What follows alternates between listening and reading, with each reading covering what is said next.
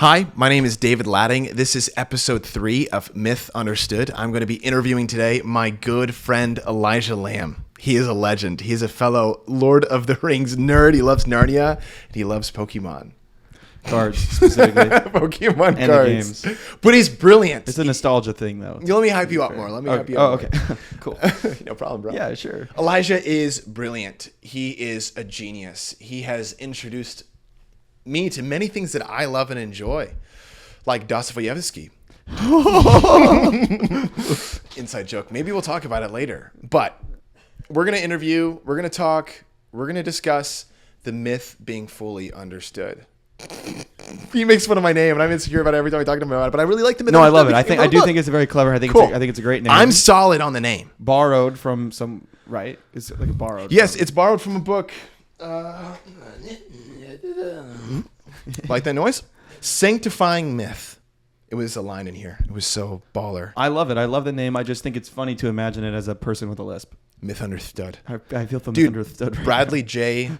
Beiser dropped a bar. Hopefully he doesn't copyright me now when this thing blows up. Matt Fradd, I'm coming for you. I'll sign with the Daily Wire in 7 years. Prophecy.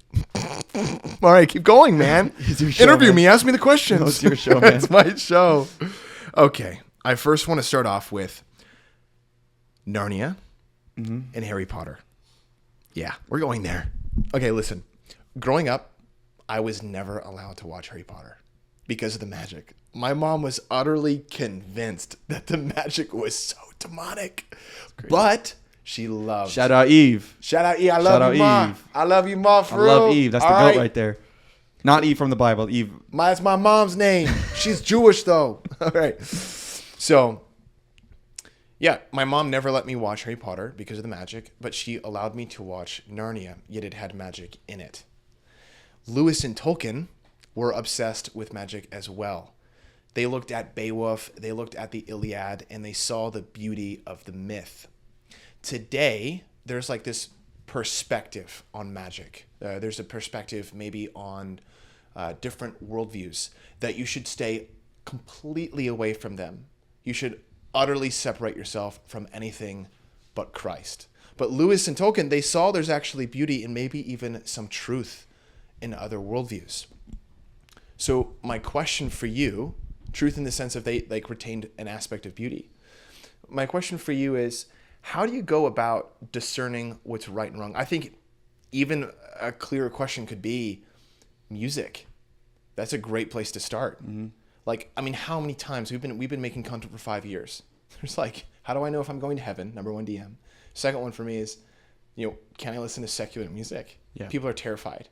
Now, you listen to secular music like all the time. Constantly. It's bad. Nonstop. It's like, it's crazy. It's the only thing you ever listen to. You're in worship and you're like, I can see you're upset. You're sitting down. I have headphones in. You're protesting, sitting down, listening to whatever. I don't know. No, what's your take on that? What's your take on music, discerning music? Yeah, I've tried to understand with the things that feel spooky, right? So right. Like Harry Potter has magic in it. Mm-hmm. You know what I mean? Like people have been saying as of late, the new Avatar movie, James Cameron, yes, Blue People Avatar. Yes, I haven't seen it yet, but the bad guys in the movie, people are like, they're like demonic. So Christians like you shouldn't see it. Probably do some witchcraft. Wait, pause. The bad guys are demonic, so you can't see it. But aren't the bad guys in real life demonic? Like what? Why can't why can't art have real adaptations and depictions of evil? It's like, Voldemort's so scary. Yeah, that's the point. Like he's a real kind of evil, the kind of evil that is obviously like we don't have like wizards running around in robes with like snake faces and stuff. People, you can get plastic surgery to look like Voldemort. That's good. I like that direction. But it's like obviously there's parts where you're like, okay, so this couldn't really happen, but there's something about it. It's like, but something like this really has happened, and we've just sort of like amplifying the crazier parts so that the story becomes more entertaining. I think with art, with stories, with music, with films and books and all kinds of art, the trouble with it is at the end of the day, it comes down to what people often call discernment really just means the way the art makes me feel. Wow. And it's less about like, the spirit has shown me, they were using Ouija boards on the set of this film. And I'm like, Right. I think we might be overdoing it. And I actually think that people aren't wrong for making those observations about the way that art makes them feel, because that's what art is supposed to do. Art is supposed to make you feel something. That's art that makes you feel nothing is not very good art. The art that you're most compelled by, the movies, the stories, the music that you're like obsessed with, is the stuff that you're just like, oh, you don't have those, especially you. That's like how I think of you and I is when we talk about stories, stuff that we enjoy. That's the way that we do it. You're just like, yes, like there's something about that. Like it just makes me feel something that's hard to give words to. And that's what art is supposed to do. Good. Art necessarily transcends what we can do just with like pure words, which is why lovers turn to songs and to poems to describe what they feel for their beloved. It's why we turn to stories in the first place. It's because sometimes we need to show things, or we need to say the way that we feel in metaphor, in very unliteral ways, right? So God has given us both art and emotions as really beautiful things, and they're deeply interconnected. So yeah, sure, if you watch something or you read some story, you interact with some piece of music, and it makes you feel gross, Right. that's an okay observation. It's okay then to say, I don't want to consume that anymore because of the way that it made me feel, because art does that to people. That's actually super mature and super wise. The twist on it is to go, this art must make you feel the way that it has made me feel, and therefore my position on whether or not I should consume this kind of story has to be the same for you. And I don't agree with that approach. I really like that. Now, do you remember a conversation 2 years ago now on Dune? We had hours and hours of dialogue surrounding this. Now, this conversation, and I was right. You were right. This conversation was... Let the record show. Let the record show. David made me delete the podcast episode we did about it years and years ago. I was embarrassed. I was like, wait, he has a point. I'm just kidding. So our conversation was surrounded by beauty. I didn't really know it at the time. I didn't know what I was arguing. But now with further reading and research on the philosophy of beauty, we were having a conversation, is Dune beautiful? My answer was yes, because the cinematography, the soundtrack, even the use of wardrobe, I thought was genius. I loved it. I resonated with the story because of how it was portrayed, how it was given to me. But, aesthetically, absolutely. Right. It's aesthetically, it's remarkable. Brilliant. I mean, it's borderline unbeatable in a lot of aspects. I love it. I love it. Now, we look at Narnia, we look at Lord of the Rings. And this was actually my main point of contention. I said something that I deeply regret, and out of all humility, yes, I will say it here, because what is a man if he cannot make fun of himself? Okay? I said 17 Hail Marys every day since. Okay. Ave Maria. Okay, go. Okay. Listen, man. David comes running into the bedroom. He had just seen Dune in theaters for his 11th time. We were sharing a bedroom at the time. Sixth, yeah, whatever. Does it, at that point, does it matter? We were sharing a bedroom at the time, both sleeping in twin-size beds on the opposite ends. It was awesome. He comes running and he had just seen, and he's like, this, one generation had Star Wars, the next had Lord of the Rings. This is our story. And I was like, dude. I had just woken up. Chronic sickness. I'm still in bed. Typical. David's gone on 8 runs already. I just woke up. And I'm like under my big duvet like a Victorian woman in the throes of sadness. Oh no! Depart from my presence. The light is...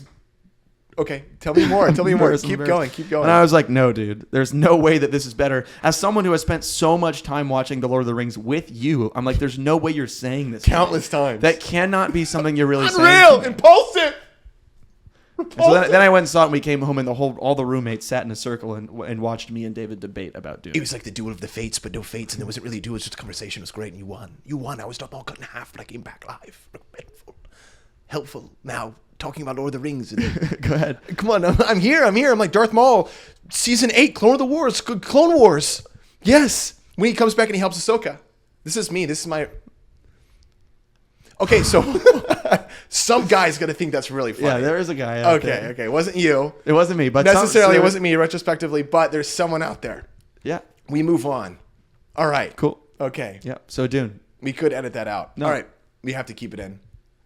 It's not my show, man. You feel free to do whatever you want. Okay, cool. So Narnia. Narnia has beauty, however. Narnia and Lord of the Rings, they too are amazing works of art. Why did you say that Dune wasn't beautiful, although it had great aesthetic? Yeah, I think the approach to art that we're used to where we're at in the 21st century is that good art doesn't have to say something. And there's an extent to which I agree with that. I don't think that every medium, be it a song or a painting or whatever, needs to be like vomiting all over you whatever the creator thinks about some social issue. I think at this point we kind of find that sort of thing exhausting. But I do think that most art in history, not most, but a lot of stories in history were not just being told for the sake of being told, but they also had something to say.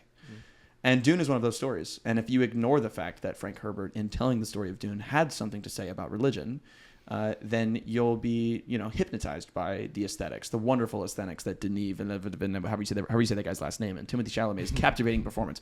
You'll see it all in front of you, and you're like, wow, this story is amazing. And then you get to the end of the story, and you don't realize, and the way that sort of like people today call it like media literacy, but that's become sort of like a cringe thing to me. But it's two sort of Timothée Chalamet movies back to back, Dune and Marty Supreme, where you have whole audiences walking away looking at his main character, both of which are bad guys, and you're watching and you're like, I love him. I want to make edits about him.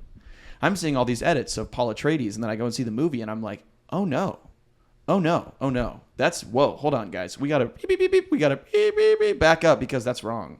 Like if you actually are paying attention to the story that's being told, you realize this is a very ugly story. This is not a beautiful story. And that's what I was getting at the heart at, which is it's technically like a more classical approach to the interpretation of stories and the way that we appreciate art versus just like, oh yeah, but I liked it. There's room for that. Like I think it's human to just be like, oh, the story was cool. But underneath it all, I'm looking and going, actually Dune is telling a very, very ugly story that's highly critical of the Christian religion. And I'm like, I'm not down with this. I disagree with what he's saying, but it feels like nobody's paying attention to what he's saying. You know what I mean? And no one was. Yeah. Which is, I think, is the most interesting part about the whole Dune franchise is everyone does think that Paul Atreides is the hero because we're so like we're waiting for that. That's what we desire. Yeah. So we see things in someone because that's what's supposed to happen. You see things that aren't there. Exactly. And so surely he'll match the archetype that we feel in our hearts. Is the pattern that every story is supposed to follow? Yeah, because he leaves the movie ends with the cheers, right? Yeah. Like what are their names? The warriors in the desert. The people of Arrakis. The people of Arrakis, right? They I regret doing that one. But people were so stoked, and they were feeling like the wave of emotion that Dennis was trying to portray. Now, no, because in Frank Herbert's book, he had to write continuous works fixing, showing Paul Atreides is actually not good. He's not good. And this is a spoiler alert. If you have not read Dune and you do not know, and you do not wish to know what happens at the end, Paul Atreides dies in the desert, blind and dethroned and forgotten. Like after committing intergalactic genocide, killing billions of people. Like he literally loses everything that was valuable. His eyesight, his reputation, everything. And Frank Herbert had to make it so obvious because no one got it. But at that time, the Dune franchise, people said, died. Like, no one knows about the fourth book, the fifth book, whatever. All the books have been written afterwards to fix it. They know a Dune Messiah, but it's just this mess of politics and almost feels like hatred as you're reading it. It's so complicated because it's trying to get a point across, and it feels exhaustive. It feels exhausting to even read it. I tried to read Dune itself, and I was like, maybe it's my attention span and the politics. It just feels unenjoyable, unlike The Lord of the Rings, which is still extremely fastidious in its descriptions of leaves. And yet I find that world far more fascinating to be in. Peter Craft says, the trees of Tolkien's world feel more real than ours. But why? What do you think Lewis and Tolkien saw in myth? What do you think they brought out in their mythos, both respectively in Narnia and in Lord of the Rings? Because it's telling almost a similar story, but they approach it completely differently. Like, what do you think? Yeah, I mean, I think in very different ways, Narnia and Middle-earth both well, all stories, all narratives invite us to live inside the story. That's why the Bible, for example, is overwhelmingly narrative. The main genre of the Bible is historical narrative. It's stories. The Bible's full of it because that's a really, really helpful way to communicate theology. So instead of just Paul giving us his world-transforming descriptions of theology and his understanding of Jesus, et cetera, like those are really, really important. But the narratives of the Bible, the Gospels, the book of Acts, and then all throughout the Old Testament, they invite us to live within real men and women's interactions with God. Right. So, like I'm doing this shred right now, and I just read the story of Hagar in the wilderness where she runs away from Sarai, and the Lord comes to her, and she has this conversation with the angel of the Lord. And she says, "Oh, El Roy, I have seen the God who sees me." And that story invites me to be with this woman, this mistress with a baby on her back who's hiding in the wilderness, seeking death, and God comes and appears to her. It's like that has just shown me something so profound about God because I've been able to get inside and live inside the story and see it from her eyes. That's what stories do. And so when a story is truly ugly, all people are arrogant enough to put themselves in the shoes of the main character. Like that we can't help it. We're like, yes, it's me. I'm there. I'm with him right now. And that's why we like Paul Atreides, we moralize him and we make him, in our minds, the fake version of him is the version that we'd hope he'd be. We Christianize him, basically. Whether you're Christian or not, that's basically what happens. You turn him into a true Messiah instead of Frank Herbert's depiction of Messiahs, which is that they're all made up and fake and stupid and they ruin the world and religion is evil. And so when you jump into the world of a story like Narnia, which is so not as complex as Middle-earth, but either way, we're invited into another world where we step in and we realize there's something about this world that is true. There's something about this place that's real. And you're like, obviously it's not true like in the history books true. Obviously it's not real like you can go there and run science experiments on it, but it's real. It's true. And that's what the story invites us to do. It's like you actually become a part of it and you realize there's something about this that resonates with me more than just this is a good story, but it's like, yeah, this is true. This is the way things go. This is the way that reality really is shaped. This is what life is really about. And so for Lewis and Tolkien, they turn to story as they observe, as many philosophers have and theologians have, is that our world has become, in philosophical language, disenchanted. Good. So we live in I've been wanting to talk about that word. Great. We live in a demythologized, a disenchanted world where... And it's not just that. You can sort of reduce it down to like, we don't tell beautiful stories anymore like we used to. That's sort of like an effect rather than a cause. That's not the real issue. The issue is that we've begun to believe that there isn't meaning where meaning really is. So it's like we've become atheists about meaning. And because we become atheists about God, that's kind of the trickle down. And so Lewis and Tolkien actually, sociologically, when they're doing their work... Explain that word. Like if you look at like the time that they were living in and you put them up against other individuals who were doing similar things, you put them up against a very popular movement that came out of World War I. Other young men who are World War I veterans, like Lewis and Tolkien, there's this movement called Dadaism. Okay? For sort of like a modern equivalent to Dadaism, we have these friends out here in Los Angeles who make these crazy Instagram videos. Right. People call them like, they're like, oh, that's Vine energy. Fever dream. Yeah, it's like being another man's dream. This is fever dream energy, you know what I'm saying? And there's a Rolling Stone article about them that got written, and they compared them to the Dadaists. They're like, this is modern day Dadaism. And Dadaism is like the famous depiction is the dude who, you like colored on a urinal. Was like, this is my art. What, bro? So that's happening at the exact same time as Lewis and Tolkien is like their endeavor, their artistic narrative endeavor is you have all these dudes who are like, Dadaism is literally, they call themselves anti-art. So it's all about being absurd. It's about art being about nothing. It's about there being no point. It's about life is meaningless. Life is chaotic. And so we're just going to do crazy, weird things and slap the art label on it. Is this stemming from like relativism or is this stemming from nihilism? It's a reaction to World War I. Great. So it's not necessarily like these guys are reading Nietzsche and they're like, oh, yes. Right. They're like, oh, I was hell. I was in the trenches and I watched my homie's feet fall off. Right. And so now I don't believe the world is meaningful like I did when I was a child. Yes. So that's the disenchantment of the world. Right. Like as the world becomes uglier and grayer because of, like that experience, that traumatic experience would disenchant someone's world. So their childhood belief that everything is good and there are heroes and et cetera, like bad will lose in the end disappears when your war buddy has his feet freeze off. Yeah, this is so good. The Germans are, blasting gas and you're wearing a potato skin gas mask and there's rats eating, it's just like, hold on a minute. Like, oh, what's this liquid in this trench? Is it water or is it blood? I don't know. I can't really tell. Both. Yeah. So like, that's such an ugly situation that the reaction Horrible. against it is, oh, the world is not like what I thought it was. Right, and right. Lewis and Tolkien are going, they're going into that cultural moment and saying, wait a minute. Let me remind you what the world is really like. Let me re-enchant the world around you. And when you step into Narnia, Middle-earth, you go, wait a minute. sure, we might not have wizards and goblins or whatever, but this is what my world is like. Yeah, This is what yeah. good and evil and friendship and love and purity and courage are really like in my world. I love it, bro. Yeah. Yeah, Tolkien talks about, and I've actually read about how he developed the language of Elvish in the trenches of World War One, and it was the angelic, divine anchor that held him to reality, kept him from going insane. And so, literally, the Middle-earth, the Silmaril, it was all based upon the language that he created in the trenches, the divine, this angelic language, and it kept him sane. Yeah. Some think it actually helped him survive, because in the midst of chaos, like you said, the amalgamations of machinery in which the one result is to kill. Yeah. Like, it was death, and he grappled with death. He put context to it. And in that, he gave so many hope. Now, why do you think it gives us hope today still? Because we have not seen World War One, yet we resonate so deeply with the Battle of Orcs and the beauty of Gandalf and the heroism of Aragorn. Yeah. So for one thing, what we see, not just in the story, but in the author of the story, is a resilience to keep on believing in the possibility of beauty, the possibility of goodness, the possibility of truth. Mm-hmm. That speaks to us, even if the world that we live in, all around us, it feels as though is contradicting that.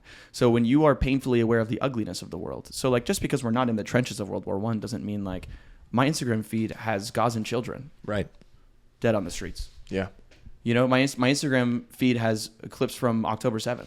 Mm-hmm. 2 years ago. Mm-hmm. It's like I'm still seeing the utter ugliness of the world that we live in constantly. Like you can't escape it. Right. You can't escape it. And so those horrors, I might not be personally experiencing them, but we're more aware of them than we've ever been before. Right. That will disenchant and break apart your world. The beauty that you once as a child hoped and thought that the world had really easily like crumbles, and you think, oh, maybe the world isn't as I once believed it was. And in what we see in Lewis and Tolkien is men who stood darkness and evil, pure evil, in the face, came back from that, lost so much because of it, and said, I will choose the resilience to believe in beauty still. Yeah. I'll still believe in those things. Yeah. And every human, like that's a moment that every single person, every man and woman has to decide. Like eventually when you face the ugliness of life, you have to make the decision, do I still believe that the world is as good as I once thought it was? And that's where Christian theology swoops in. I once heard all Christian theology is just a wrestling with the problem of evil, all of it. And this is where you have two men who stood and watched the problem. Just poke myself in the eye. Whoa, do I still believe in beauty? No, but they stood and looked the problem of evil in its face. Like they looked the devil in his face and then chose to believe in the beauty of God's goodness still. And so, like in a practical way, like for me, the way that I've been affected is, I dealt with depression and stuff for a very, very long time. And I dealt with this hopelessness and this apathy and the loneliness and all of those things. And honestly, it's so funny, like reading Lord of the Rings and watching the movies over and over again. It's given me eyes to see things that I couldn't see before because my world is re-enchanted now because of the power of the story and the power of the gospel. Yeah. Those things together, God using the beauty of Middle-earth, whatever, in my life personally to affect me, where like now I have eyes to see the indomitable human spirit. Now when I see, my wife will make fun of me because I cry during every movie, and she's like, what's going on? And it's like, it's like anytime it's two people who, like anytime there's a moment of reconciliation or there's a father and a son, like beautiful moment, like I'm crying because I'm looking and I'm like, wow, look at the beauty of this real humanity. This is so awesome. Like, even though I know that these are actors playing characters, I'm like, they've captured something so beautiful about the real world. Yeah. They've captured something transcendent. Yes. And against the backdrop of such an ugly context. Correct. That's what's powerful about Lord of the Rings is the backdrop is hideous. Yeah. The backdrop is disgusting. It's horrible. It's tumultuous. It's evil. But what do we don't remember that about the story. You remember the beautiful moments between Frodo and Sam and Gandalf and the Fellowship, et cetera, et cetera. And you're like, whoa. We don't sit around tables talking about the destruction of the Shire. Yeah, exactly. We don't talk about the horrors of Shelob. Like we don't like talking about that disgust. Yeah. But what you're saying is pretty remarkable. G.K. Chesterton talks about the importance of fairy, he called it. And when I think of fairy, I think of Cinderella. I think of the childish, the elementary. But it's so wrong. So you have the three transcendental values. Values. Goodness, beauty, truth. Yes, goodness, beauty, and truth. And the Lord of the Rings is embedded with them. Now, Tolkien actually says with the Lord of the Rings, when he was writing it, it was not a Catholic work, but in revision, it was very much so. So, I'm glad that we're moving on from Frank Herbert, but it's just crazy, the comparison there, that there's nothing there. There's nothing there. And so the story And there's a reason breaks. Tolkien didn't like Dune. Yeah, so yeah, even Tolkien even says about Dune, it's like, this is disgusting work. Like, it's not good. You know, it's genuinely not good. It's an embarrassment. He's very harsh on Dune because he understood that every story has to have meaning. And Dune did have a meaning, but it was a corrupt one. And not just a moral of the story. Like, that's you can't be reductionistic and simplify every story to like, so what was the moral of that story? Right. It's not that every story is saying one thing and this is the message behind the story. It's not that. It's, and what Lewis and Tolkien would understand is that stories are revelatory, not just of some transcendental truth, but of what the author is like. Of who they are, what's Yes. inside of them, and what they view about the world. 100%. And so Tolkien is looking at Dune and going, this is what's coming out of the man Frank Herbert. And it's not just this is an ugly story, it's that you have an ugly heart. Yeah. You know? Yeah, it's bad. And so if you have an ugly heart, that's the power of story, is that it can be awakening to you because the story doesn't, what you're watching doesn't match what's on the inside. Right. And you go, so if you go on Goodreads, okay, you know the app Goodreads? Yeah, of course. You can go to the Fellowship of the Ring and you can read the reviews. And there is this famous long review of the Lord of the Rings, Fellowship of the Ring. And it's this guy just like shredding it to pieces. 1-star review, you know what I mean? And I read it. I read through it and I was just like, this is a sad person.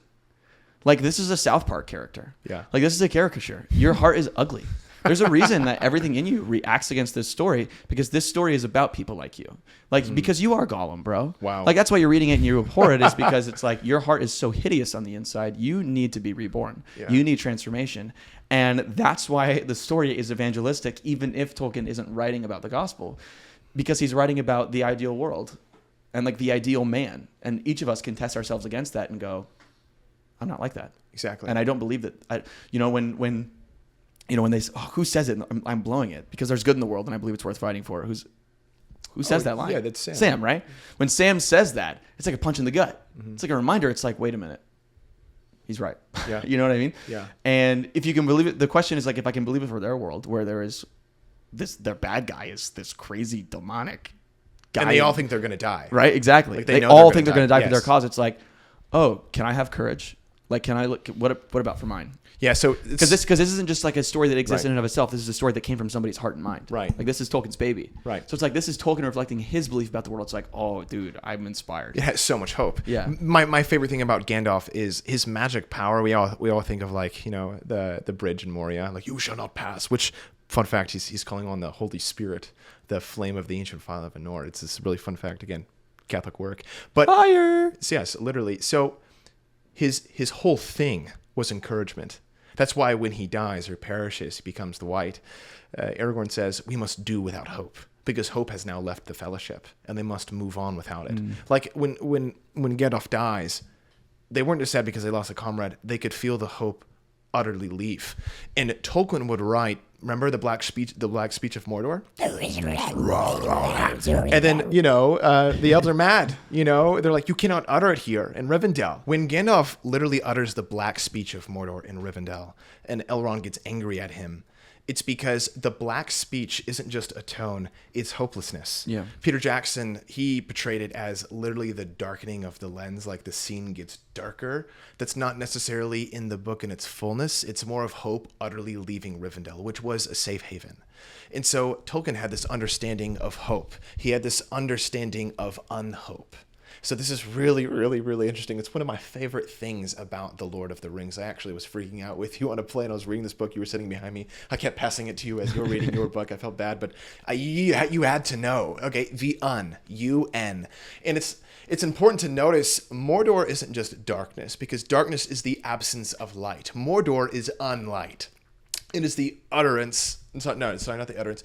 Mordor it's the utter removal of light. Like, it is something. It's not just darkness.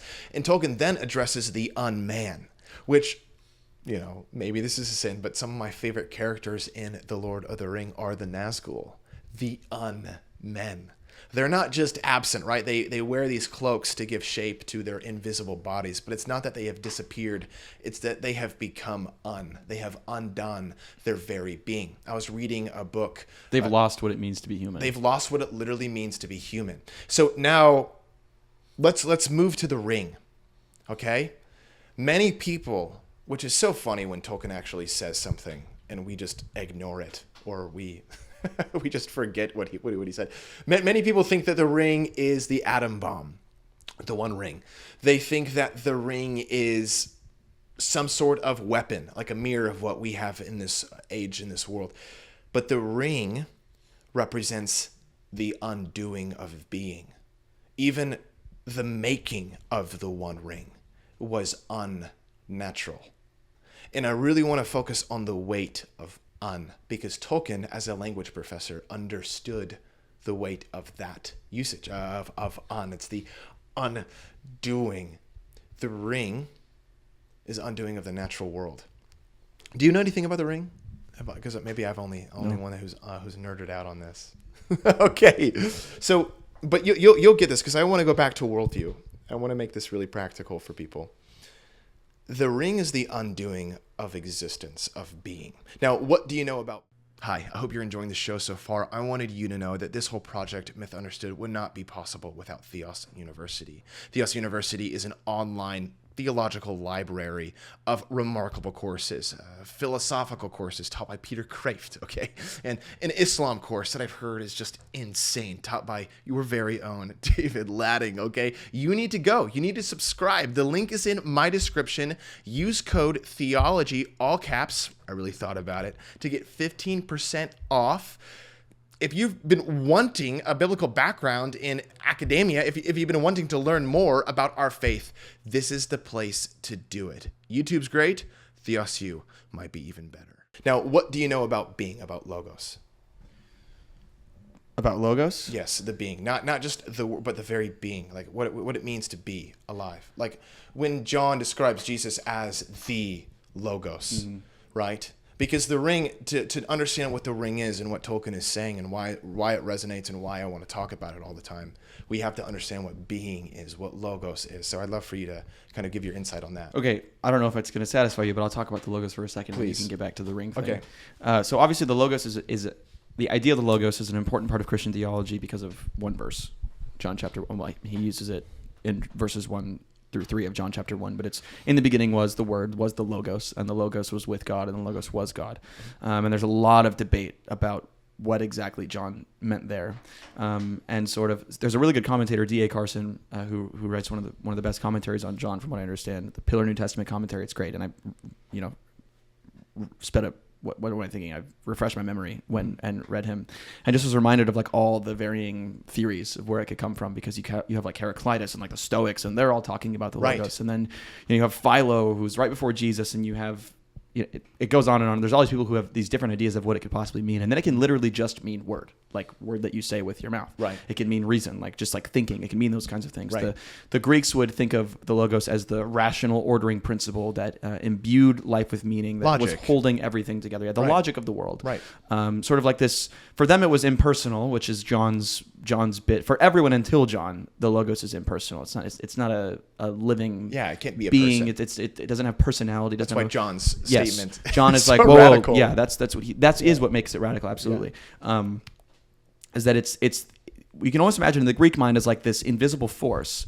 It's like sort of the analogy you could give is the Greeks are saying, hey, the Logos is the key, and the whole world is an orchestra, and we're all meant to be playing in this one the same key. And if you get out of key, you'll notice, and everyone will notice. Do you know the Silmarillion, by the way? No. Okay, this is exactly how Morgoth. This is really fascinating. This is exactly how Morgoth became evil.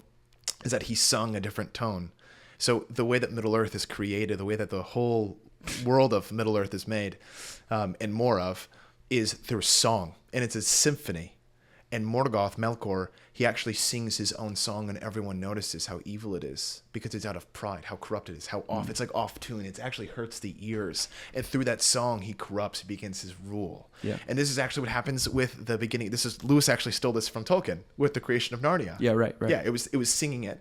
So I want to talk about music here because this is going to get nuts. So keep going. But yes, that's wild. So you can imagine that's sort of what the Logos is. And the fall tells us, basically, in Christian theology, is that we're all playing out of key. And what Christ has done in coming into the world, the Logos coming into the world, he's revealed the key and shown us like, hey, here's the key that you need to play in, which is really cool. The key that you need to play in is self-sacrifice. That's true. It's self-giving, self-emptying. That's the key. That's the way to live well in the world, basically. That's the and it's so true. Yes, like absolutely. When you do something sacrificial for someone, I have literally never left like, ugh, that was a waste. Yeah, the basic core Christian conviction is that it is better to give than it is to receive. Yeah.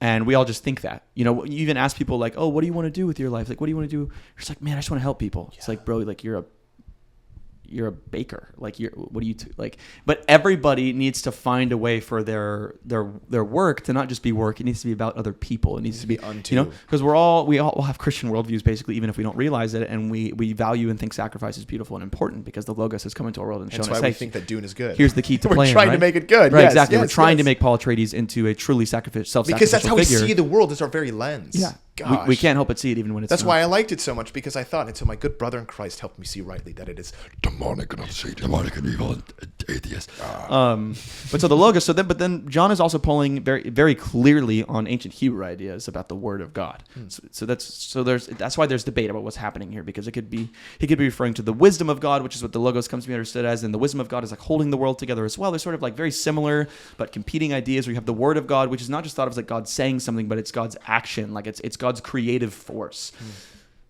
Paul kind of breaks all this down as like the whole world was made through, for, and through. I'm missing some of my nouns there, or whatever it is. Through, for, with, all the things. Yeah. It's like you say can go whatever through you and just want read. confidently. I'll believe yeah, it. honestly, yeah. Go through Colossians 1, but through and for is basically the point. The world is made through Christ. He's the ordering principle, and it's for Christ. He's the meaning of life. And so John is telling us that Jesus is that Logos. Now, what D.A. Carson would say is that the concept has such a broad semantic range. In other words, it can mean so many things. That's why the Christians would pull on it, because it's not just one idea. It's a lot of ideas that the Christian conception of who the Christians were experiencing in Christ can fit within. He can go, we're going to co-opt this actually, and we don't necessarily mean exactly what the Stoics have meant, but we need something similar enough to where we'll borrow it and remix it and show you what the sort of like you've been grabbing at a shadow of a real thing. So the Logos is the second person of the Trinity. And many theologians throughout history, this is not really a thing all that much anymore because it has its flaws, but many theologians in the early church would say that the Logos is the proper name of the second person of the Trinity. So it's sort of like it's the best way to describe Jesus. Now, again, we don't really see things that way anymore. Theologians have left that one behind for a long time. In general, that view is criticized today. But still, for early Christians, the idea of Christ being the Logos, the Word of the Father, is a really, really, really big deal. And it's essential to understanding who Jesus was. And it's interesting to note that, like, when you're asking about, like, at the beginning about Harry Potter and, the Christian appropriation of pagan stories and philosophy, it's like, this is the Christian approach. Like, Justin Martyr says something really, really famously where he says, I wrote it down. I'm going to read it to you. Please. He says, whatever things were rightly said among all men are the property of us Christians. Say that one more time. Whatever things were rightly said among all men are the property of us Christians. So Justin is like, all truth is God's truth. And so, like, Christian theology is often criticized on the internet for being like Aristotelian, basically. Like, it's just Aristotle's pagan philosophy being brought into this Jewish teacher, and it's mixed together, and that's where you get the Trinity. And it's like, well, hold on. So like Augustine pulls from this Neoplatonist named Plotinus, and Aquinas works really heavily with Aristotle. That's really cool. Justin Martyr is like, with his sort of way of seeing things, like, all truth is God's truth. That's fine. You can be inspired by those things. But it's important to know that, like, Christian theology is freestanding. It doesn't need that. Like, we don't need the Greek philosophical concept of the Logos to understand the person of Christ. They were just tapping into what exists. Because they were true observing is something true about the world because of what we would say is general revelation. Right. That's in Romans chapter 1 and 2. Yes. Yeah. So there's this human instinct that the world really is about something. Right. Exactly. So when we ask questions about the Logos, basically the question that we're asking is the whole world really about one thing? That's what the Logos ultimately is. Is the whole world really about one thing? And the Christian is going to say, yes, absolutely. The whole world really is about Jesus Christ. He really is the Logos. He really is the person through which everything was made through and for, and all that exists, belongs to him in his story. Now, when you live in this sort of like post-World War I world where you've seen like the ugliness, and like when you live... I wrote this down for a sermon once, and I never used it, so I'm using it right now. Please. So just imagine, in a world with bombings and shootings, forced labor and sex trafficking, betrayal and brutality, it can feel like hatred, and with it other vices like greed and lust, is the essential force that keeps the world spinning. It can seem like the Logos of our cosmos and our lived experience is selfishness and death. Right? Like, that's the way... If you confess it, if that's the observation you make, then that's when you go, there is no Logos. There is no meaning. The world is... There is zero logic. Yes. Nothing to uphold. Nothing's holding it all together. Yes. Because you would say, if there is, it's something evil. And it's really easy. That can be a sort of intuition because of sin. But what the Bible does, and what beautiful stories do that re-enchant our worlds, is they go, no. That's not true. Your decision to rebel against what you've experienced by... foregoing the possibility of meaning in your life and in the life of all people is a mistake. And even though the world is ugly, and even though the world is painful, the Logos still holds it all together. And beautifully, in the Christian story, the Logos has entered our reality, taken on human flesh. That's the drama of John chapter 1, and has died. Has self-sacrificially laid himself down for our sake. Unreal. And that changes forever the sacrifice motif that exists in any other story. I have a lot to say about that. So hopefully that suffices for my description of the Logos. No, I love it so much. I would love to hear more about the sacrificial motif. Yeah. So basically, like, for example, I just watched Stranger Things last night. Of course. Finished. So I'm about to spoil the very last episode of Stranger Things. So if you don't want that, just skip ahead a bit. Okay. So just for example, like you and I have debated about the meaning of Lord of the Rings before, like theological meaning. Yes, like, we have. We once had like a 5-hour debate about the anti-Trinity, and and it's really frustrating, even for both of us, to look and like when people say on the internet, when people think that the Lord of the Rings is Let the Narnia, record show. I don't know. I'll stand by it if I have to. It just. But if it's frustrating when you hear people say things that basically they equate Narnia and Lord of the Rings in their head, where they're like, they think Tolkien was doing the exact same thing because he wasn't. It's very different. It's not like a one-to-one allegory for any biblical story. But the question is, are people wrong for feeling that way? When people feel that there is this heartbeat in the Lord of the Rings that they're familiar with, and they go, "Oh, look, he must be doing the Bible." Are they wrong for? They may be wrong in that observation. They may be wrong for thinking that they've like conspiracy theory put it all together and misunderstanding Tolkien's philosophy of storytelling. Wait, sorry, you mean myth understanding? That may be like intellectually wrong, right? But are they wrong for feeling that impulse? Are they wrong for going, "Oh, look, there's Good. Jesus"? No, I don't think they are. Yeah, because we're not stupid. Right. Middle-earth is a thoroughly Christian world, Yes. at least I think. And it is full of So did distinctly Tolkien. Christian archetypes that you won't find in myths that predate Christianity. Correct. So to Stranger Things. So I'm watching last night, the final scene of Stranger Things 5, where 11, skip right now, sacrifices herself, and she gets washed away and she dies, right, for the cause. And I cannot help but look and go, "Oh, she's being Jesus." Like, even though I know that she's not like an allegory, even though I know the Duffer Brothers would never be telling that story, Right. I'm looking at them and going, "Oh, Jesus. She's doing a very Jesus thing They right have now." to. Yeah, right? They have to. Exactly. Like, it's beautiful. And then, you come to find out that turns out she's actually Muslim Jesus, and she was all deceptive, and there was like you know what I'm saying? You go read the Quran. Yes, it's Jesus like, didn't really die. Does not It's actually like, die. He deceived them with her eyes. Yes. It's like, Okay.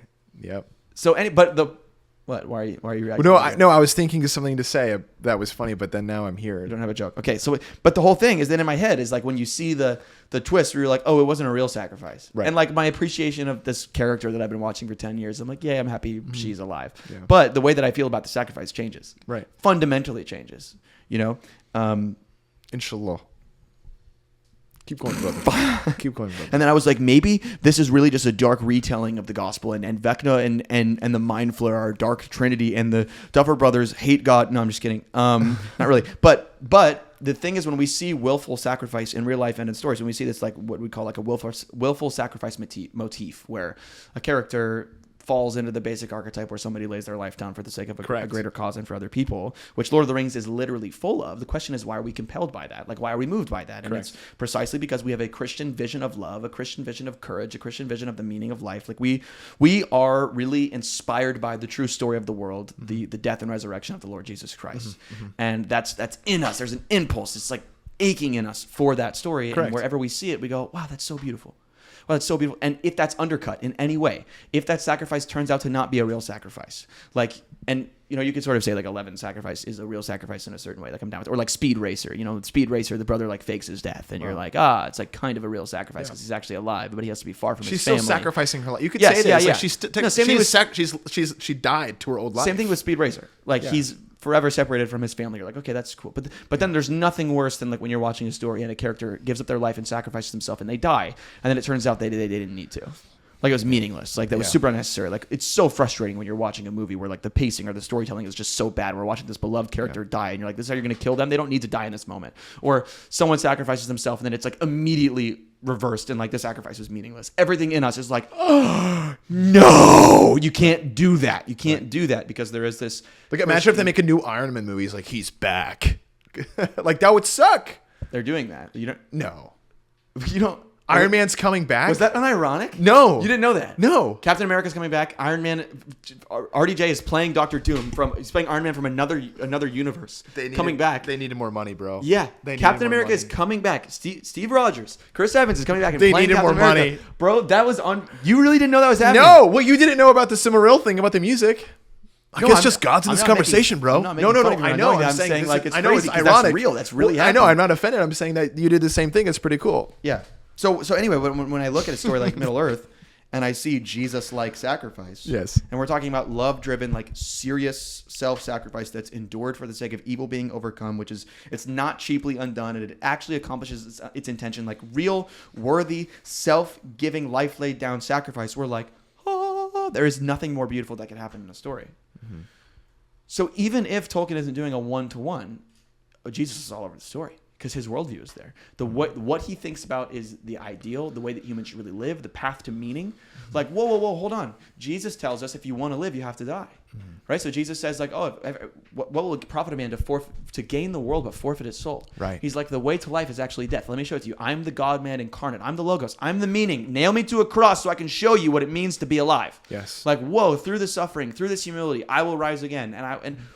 Whoa, wait a minute, and my kingdom will come through this self-sacrificial humility. Like, whoa, and Tolkien believes that because he's been moved by the gospel. And so when he tells his story, what is the path to meaning? What is the path of virtue and of courage and of love? And what saves the world? Except for willful self-sacrifice for the sake of the things that we love. Yeah, dude, Tolkien, he actually made a word for this. He calls it the eucatastrophe. Yes. And it's like this surprising goodness that strikes the world. And of course, the Lord of the Rings is a eucatastrophe, and there's constantly moments of this surprise goodness, like Helm's Deep and like every other battle and every other moment, and Pippin and Merry, like these surprising victories over hell, and it almost seems divine, but there's enough absence to leave you wondering, was it them or was it something else? And the ultimate eucatastrophe is the cross, the moment where the devil believes he is won, where he's mocking God, oh, take yourself down. But that moment was our salvation. And this is why the Lord of the Rings, Narnia, again, it shows this. Aslan will always come back in the last moment. The trees come alive, or, they win. But there's something to it. There's something that our soul longs for, the good to win, when it's not expected. So when you read the Silmarillion, the stories there are a lot hard, like a lot more hard. Like sometimes there isn't a victory, and sometimes there isn't happiness. And this is interesting. The Silmarillion can never sell, because if you read it, bro, there is so much more devastation, so much more corruption. The good guys don't always win. Sometimes they die and they're dead. And you got to think that's the Middle-earth. That's the Middle-earth that the Fellowship is fighting for. Like the Fellowship is not fighting for this hyper-idealistic, nothing bad ever happens here in Middle-earth. They're fighting for a world like ours, where bad things do happen. Yeah, and they couldn't even put it in the movies, but at the end of The Lord of the Rings, what's burning? The Shire. They couldn't do it because the movie would have been too long, but possibly too hopeless. So the burning of the Shire, yes, they still win, but dude, after Tolkien got home, after everyone got home, they weren't celebrated. This is the horrors of World War I. And this happens to most wars, besides, you could say, a World War II. But even there, we only know the story of the victors as Americans. So, of course, it is a victorious day. Media surrounds the day. Even we were talking about Captain America earlier. It's this heroism, it's the victory. But war is brutal, especially when you go home, and Tolkien knew this. Yeah. But yet he wasn't afraid of life. He said, come what may. Mm-hmm. Like, all of his friends died. And I mentioned this in episode 1 of Mythunderstood because it strikes me almost with, like, fear of, like, wow, that's crazy. It's almost like God really is in control. And Tolkien's life, this is why it is myth-understood and misunderstood, because Tolkien was more than just someone telling a story, a fairy story. One of his dear friends, one of his best friends, and in the TCBS, or I might be in the word. The Tea Club and Baravian Society. Two of his best friends, actually. Yeah. Two of them died. One of them survives barely. He has trench fever and is insane, kind of low-key and all depressed. Tolkien survives. One of his good friends writes to him, literally says this, I know, I've read the letter. Shivers down my timbers. Mm-hmm. Okay. I know I'm going to die. Like, I know it. I know it's going to happen. I feel like I'm going to die soon. You, Tolkien, you have to survive, and you have to show the world beauty. And that's what the Lord of the Rings is. it's a symphony of beauty. It's a song. It's something that our soul longs for. Something really cool from that story is that Tolkien actually got that friend, Jeffrey Box Smith, got his poems that he wrote during the war published. Yes. So this is the animating principle of his early friend group, is that they're so committed to seeing the beauty of the world that even in the trenches, it's not just Tolkien isn't the only one who's in these trenches thinking about elven languages. His friend is writing beautiful poetry about the landscape that they were fighting the war on. Right. Like, you're like, wait a minute. That's so rebellious. Right. That's so hardcore. Like, put a Linkin Park track over yes, that. I want to feel. You know what I mean? It's like, yes. You know what I'm saying? Yes. Like, it's so incredible. So basically, the connection between like all the pagan stuff and today is, and as far as a worldview is concerned, a worldview is a composite of a lot of different things that you believe about the world, like where it came from, and where it's going. Where did it come from? Where it came from? Oh God. Let's start over. No, let's start over. So the connection between like all the ancient pagan stuff and the world today, the pre-Christian and the post-Christian, is really interesting as far as worldview is concerned, which worldview is like a composite of a bunch of different beliefs that we have about the world and where it came from and where it's going and why any of it is happening. Lots of key questions about cosmology and eschatology and metaphysics and ethics and politics and all the things like all mixed up together that people believe sort of quietly, and very few people ever intentionally like break down. They're like, this is what I think about the world, but it's there. And we show it in the way that we live and the way that we act and the kinds of stories that we tell. It's there. It's underneath us. And you can look at the pre-Christian and the post-Christian stories that we're being told, so you have pre-Christian pagan stories, then you have like at the turn of the 19th century, like in the 1800s onward, you have like post-Darwin, post-Nietzsche, post-Freud, like, wow, things are really a-changing, like, post-enlightenment, like you can just sort of watch and trace as the way that humans begin to think about themselves really, really changes, and the way that because of that people feel really, really changes, and it becomes something not too unlike the early pagan world, where you can watch in these stories where men were wrestling with God, wrestling with the meaning of life, wrestling with creation and with conflict and with the problem of evil. They're wrestling with those things and trying to come up with answers for them that really, really fall short. And we're watching the same thing in our world, where Darwin tells us that creation is really an accident, and Nietzsche tells us that there really isn't a meaning to life, and you have to overcome a world in which you could be childish and enough we've killed to believe. God. Yeah, yes. God is dead. And Nietzsche wasn't celebrating that, but he's saying that you have to have this strength. He said because for most people that's going to be catastrophic, but there are some people who have the courage to overcome that and live a life even though there is no meaning, and to become better than everybody. It's it's a whole mess. Freud, who's like, a whole world, everything is about sex, everything, and Marx, and everything is about political power, and life is reduced down. It's like melted down to nothing. Like, that's what we're talking about. We're talking about the medieval Christians built beautiful, wonderful cathedrals, and the modern man took the metal off to melt it down and use for bullets. Like, that's what we're witnessing, where beauty is melted down into a puddle of nothingness that can be reformed into whatever is utilitarian and useful. It's like we're living up against an ugly backdrop, like the world has regressed back into black and white. And ready it for just this? feels ew to live in the world that we're living in sometimes. What? That's the ring. It's the undoing of good. Right, exactly. It's uncreation. No. You said it's the melting down. I love that. The cathedrals, you take the metal and melting into bullets. It was literally the melting of wrath and of everything malice. And here's the thing. Tolkien hated machinery. This is why the evil in the Middle-earth, you remember, you look at Saruman's tower, just machinery, the orc mines. Same thing with the Shire. You can read it. The Shire has just become this industrialized, disgusting wasteland. And it's not because Tolkien was so dogmatic to hate change. It was because of what the machine did in its worst sense. And it's how can I use this for me? And this is why every single person, there is not a single soul in the Middle-earth besides one, which I'm not going to talk about here for the sake of our conversation, that could withstand the power Tom of... Bombadil! Oh, great. Tom Bombadil! You've opened up a barrel we cannot close. And to end it here, kind of the conversation, so it can come to a close, is the one ring is this selfishness. You just described so much, and it was brilliant. And this is why I love talking to you, and this is why I'm going to pull you on for multiple episodes over this year. Because you understand these things. You described the undoing of man just now in the industrialization. You described the evil, the corruption, the melting of beauty. The beholder is now in control, similar to the ring. How do we destroy it? Yeah. So that's why a story like the Lord of the Rings, which I didn't realize how much we were going to talk about the Lord of the Rings in this episode, but that's why it's so beautiful, is because it's what I've been describing. It's this resilience to believe, to keep being Christian in the face of so much abandonment of Christ, in the face of when we're looking like, you have all these young people like converting and it's amazing, but the numbers are still not looking super great.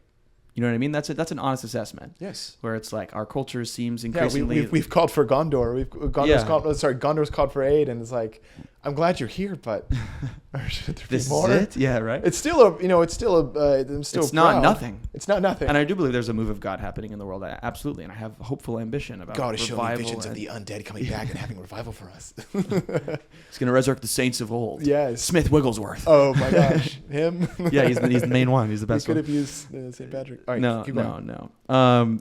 Anyway, it's the willingness to reject that, to reject the world turned to gray and turned to ugliness. And oh man, there's like a kids movie I'm thinking of where like literally everything turns to black and white and everybody gets super sad and poor, and like they like are living in this alter universe where they're like, holy crap, what have I done? Twilight Zone? Oh no, what am I thinking of? There's like a kid and they're like living in a story if something had never happened. What am I thinking of? You guys know what I'm talking about? The Never-Ending Story? No, not that one. Are you talking about? No, yeah. Is it Oh my gosh, I know what it is. Okay, let's start here. Keep going. Act like you knew what it was. Oh my gosh, no, I can't. I just had to think really hard about what I was trying to compare this to. It's a Power Rangers movie. That's why it was so hard. It was the Power Rangers. Power Rangers Mystic Force, the best one. And it's like a world where they lose their powers. No, they made 100 Power Rangers. They filmed the whole... when they're living in this alternate universe where they don't have powers because they sort of like wish them away or whatever, they film everything in like almost black and white. So there's like barely the any IMAX color. cameras, the IMAX film cameras. Yeah, no, bro, it's Power Rangers. It's Power Rangers. And so like they can't get into their secret lair, and then like nothing is working, and the evil Power Ranger bad guys who all like talk like this, and they're all wearing weird costumes. Crazy. They'll like literally take over the world, and they're looking at this like dystopian world, and they're like, whoa, this is what the world would be like with no Power Rangers. What I'm trying to say here is Justin Diognetus, 2nd century, one of the earliest Christian writers in history, is a letter that he writes, and he describes the Christians in the pagan Rome as the soul of the world. Christians are the soul of the world.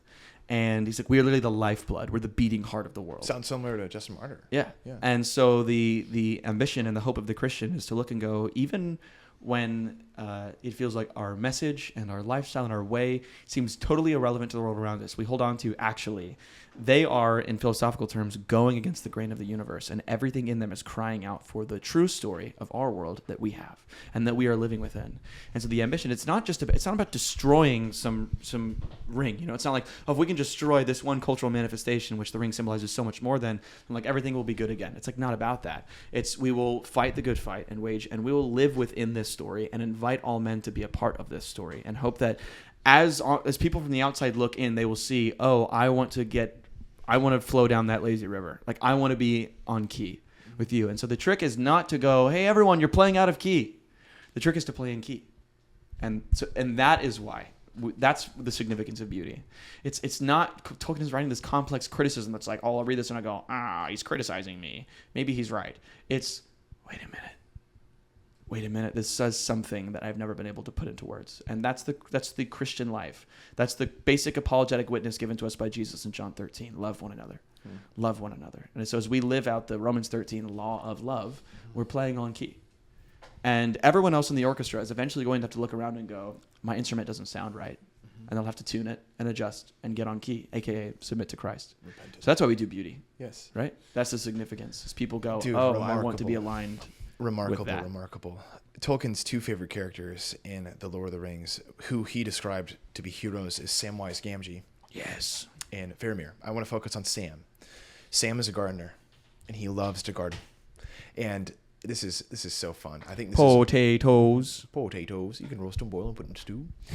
So Sam, when they're in Lothlorien, which is this basically resting place before they really go on their endeavor, they escaped the Nazgul, the Nine, and they're given gifts.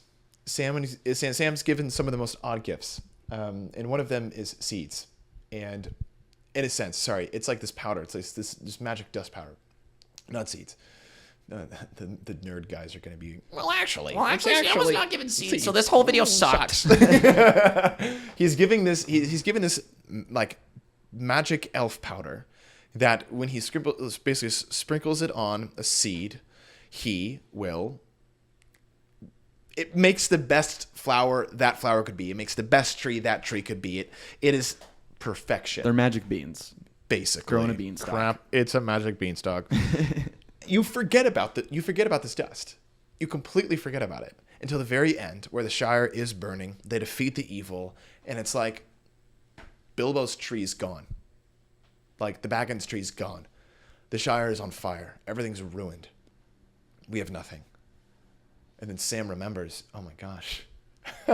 He takes out the bag and he replants the Shire, and it is said in the mythos of the Lord of the Rings, it was the greatest year of the Shire ever documented. The best ale, the best pipeweed, and the best harvest they've ever seen. And it was just, gardening was the normal act of putting everything back in its place. And of course, this is so funny. There was supposed to be a second kind of series after the Lord of the Rings that Tolkien was writing, and he stopped. He couldn't do it. He couldn't do it. Because it was hopeless. He was like, there's nothing good here, because it ends perfectly. It ends with the gardening. It ends with the normal. It ends with the sailing of the way. To do anything else is unnatural. Yeah, the undoing has been undone. Yes, that's the point. Yeah, and the reason why I bring up Sam and the reason why I bring up the gardening is because the Lord of the Rings, it ends on that, and I think that is one of the most heroic moments of the entire novel, is going back to the everyday, to the waking up, having beautiful children. Like, that was it. Sam did not wish to rule in Gondor. Sam did not wish to have a crown. He wished to have a family and stay in his garden. And Tolkien couldn't write a second evil that arises because it is withheld. It was the gardening of the Sam. It was the stewardship of Aragorn. It was the rekindling of friendship between the dwarves and the elves with Gimli and Legolas. It was back to normal. And Tolkien's whole thing, because I can now retrace my steps and say this more accurately, there were 2 gates of Gondor outside of Mordor that were forgotten and not well kept. And it was Mordor who retook those towers and made them the most formidable gates Middle-earth has ever seen. And it was through the forgetfulness of men. And so the way that we destroy the ring, I believe, is never allowing the ring to be made in our own life. Of course, there's this big picture, and you can take Lord of the Rings and you can dissect it however you want. But if I'm speaking as practically as I can, every day I wake up to an adventure. And in order to see evil withheld, of course, there are moments of heroism. There's moments of courage. But every day I do not aim to defeat a Balrog, because I don't necessarily need to. That's his job. He's defeated the evil. It's my job now to go back and replant the Shire. Catholic theologians, to be a real man. Yeah, it's literally, yeah. I mean, the Catholic theologians, they say that the incarnation was the re-beautification of the world. It was the moment when beauty began, and so I'm not waiting for evil to be defeated. Evil has been, and I go about every day acting good, acting right, taking my seed that was given to me and planting, stewarding, some water, some reap, some sow. And that is how we hold back evil, by being good every day. Elijah, thank you for coming on. That was awesome. Fist bump. Cool. Great.